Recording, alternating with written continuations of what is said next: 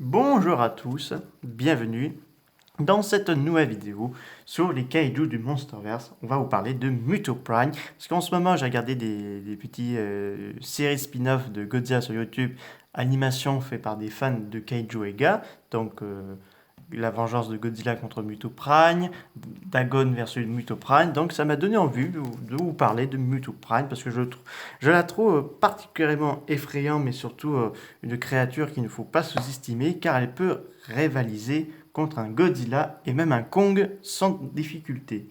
Donc, elle a plusieurs noms. Donc, Muto Prime, mais également Sunshi Mushi, Dragon Betty, Abomination, Chose impure, Shinji, donc voilà, toutes sortes de noms qui ont été donnés par cette créature. Il faut savoir que dans les anciens japonais, quand ils ont vu le Muto Prime pour la toute première fois, lui ont donné le nom de Shinji Mushi, ou le scarabée des tremblements de terre, en raison de sa capacité à créer des tremblements de terre et de son apparence scarabée. C'est vrai que un petit peu un scarabée, mais c'est on dirait, mais c'est vraiment un mytho sur théorie quoi. C'est comme si on vous donnait, qu'on l'a donné l'ADN de Orga, le kaiju de l'ère Millennium, et où il a des deux gros bras assez bien musclés et tout, capable de creuser, de donner des coups de poing violents, saisir ses adversaires et les balancer contre des objets. Ah oui, là c'est clairement un mytho source théorique quoi. Donc là, mais je pense que c'est une déesse des mutos parce que vu qu'elle est encore plus imposante que Muto 3 de Godzilla 2, donc je pense que ça doit être une espèce de déesse. Alors, où nous en étions? C'est aussi sa destination, Titanus Sunji Mushi, car elle appartient à la même espèce que les mutos.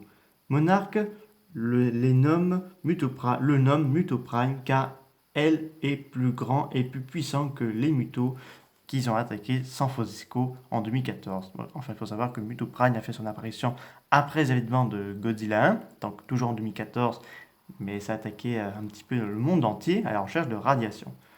Le mutoprime est presque identique aux apparences d'un muto féminin, ordinaire, à l'exception de plusieurs différences notables. Le mutoprime est plus grand que les femelles ordinaires, avec une coque extérieure durcie recouverte de flèches dorsales accélérées comme des rasoirs et des pattes antérieures griffues massives couvertes d'écailles et de pointes oranges, ainsi que plusieurs petits paires de pattes antérieures dépassant de son abdomen.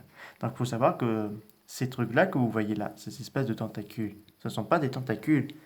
Ça lui permet d'injecter dans le corps de ses victimes des œufs. Parce qu'il ne faut pas oublier que les mutos, comme Mutoprane, sont des parasites. Donc ils peuvent pondre des œufs à l'intérieur de leur corps de leurs victimes. Ces derniers vont mourir dans d'atroces souffrances, car ces derniers vont se faire dévorer de l'intérieur vivant. Donc là, c'est une mort atroce. Donc Mutoprane est vraiment une dangereuse criminelle. Un très bon conseil, éloignez-vous d'elle très vite. Alors, où j'en étais? Ses membres antérieurs promettent de cette coloration orange en raison de son sang ressemblant à la lave qui les surchauffe.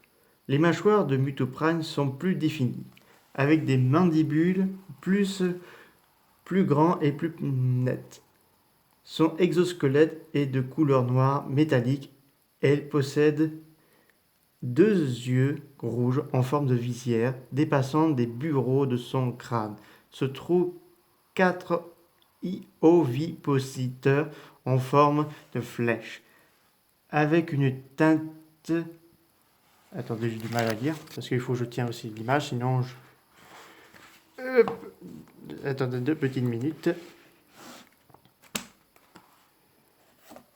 Ah, je pense que ça sera mieux là. Oui, m'excusez. Donc, où nous en étions? Vu que sa face de son visage ressemble étrangement à celui d'un humain. Ah oui, parce qu'il y a une... Moi, je trouve pas qu'il y a un visage en forme d'humain. Donc, il faut savoir que le rugissement de Muto Prime, ça se prononce par créaf. Donc, ça s'écrit avec un K, R, 2 E, A, H. Donc, c'est un drôle de cri pour ça. Alors, pour savoir pour sa personnalité, Muto Prime est classé comme avant le comportement d'un destroyer. Étant le prédateur naturel de son espèce, elle semblait avoir un ancien rivalité avec Godzilla. Parce qu'il faut savoir que les Godzilla et les Mutos, c'était des ennemis jurés. Parce que Godzilla, c'était les prédateurs des Mutos, et les Mutos, leur proie. Donc Muto Prime, je pense que c'est une fruit d'une évolution pour survivre dans un monde où les Godzilla sont les maîtres incontestés de la planète. Donc ils ont donné naissance à Muto Prime, qui est un genre de nouveau super prédateur pour combattre les Godzilla.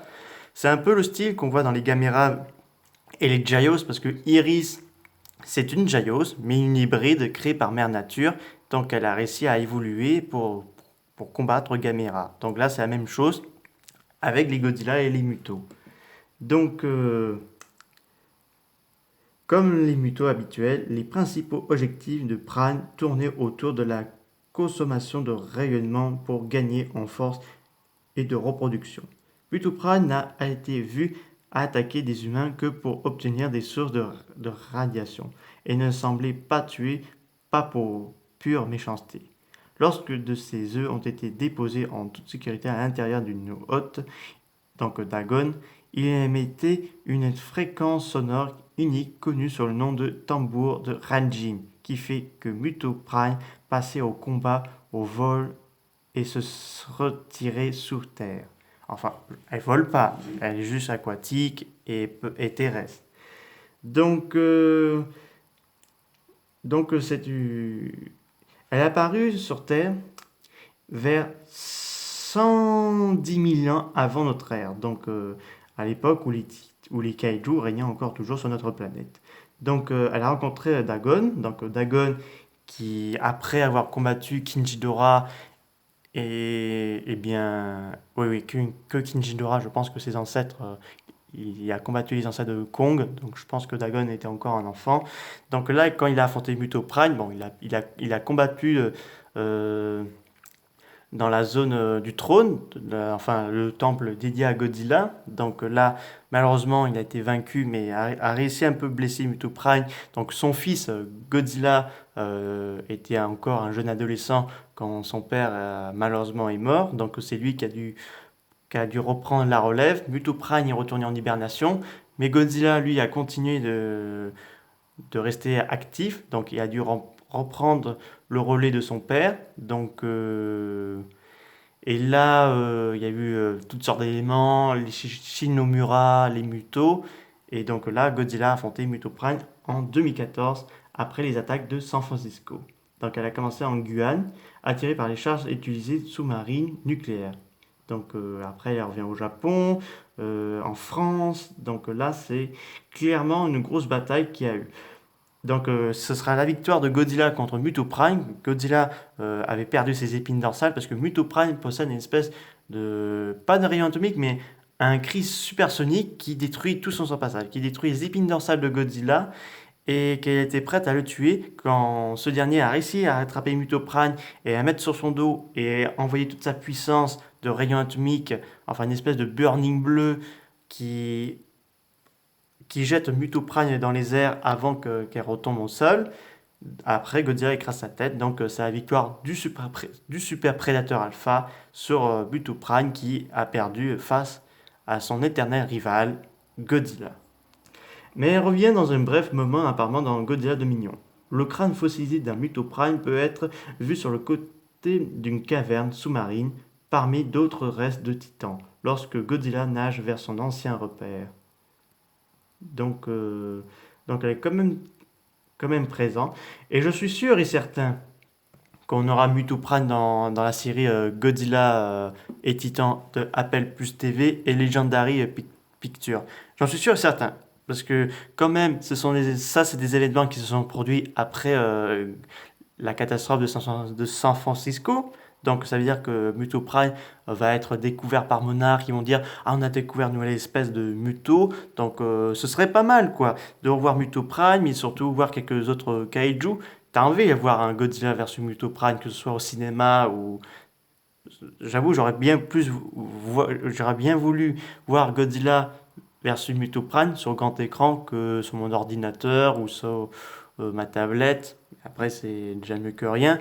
Mais vu qu'il y a d'autres films qui vont être annoncés, parce qu'on sait que le prochain film d'Adam Wingard sortirait au cinéma, donc pourquoi pas avec un Godzilla BC qui s'y voit le jour, de voir un Godzilla qui affronte Muto Prime aux côtés de King Ghidorah, des Skullcravel, Adnuluk, ce serait pas mal parce que personnellement, il y a une grosse opportunité de faire ça.